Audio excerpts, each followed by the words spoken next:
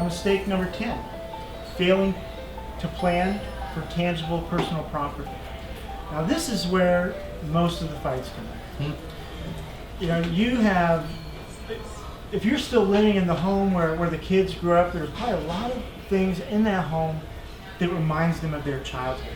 Little simple things hanging on the fridge or on the wall, little pictures of trips you took, and you'd be amazed at the sentimental value they get out of some of these things in your home that you may disregard and not think much of. And you think, I'll just let the kids fight amongst themselves. I don't really care. I don't have anything really in my house. But to those children, you do. You have memories, and those memories are a piece of you when you're no longer here. So, you know, little sentimental items, reminders, the photos, jewelry, could be guns, and so forth. Things that really remind them of the relationship that you had with them. So we want to make sure that we have a plan for distributing those assets.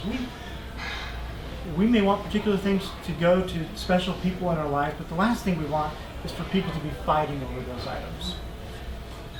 So how do we solve this?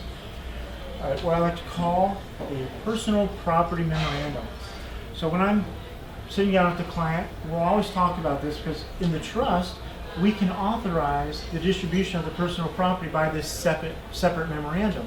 So later they can take the time to go through and list out all the various items of personal property, who it is they'd like to receive those items, then clearly communicate that process to their loved ones, to the children, so they know, this is why I gave this item to your brother or your sister.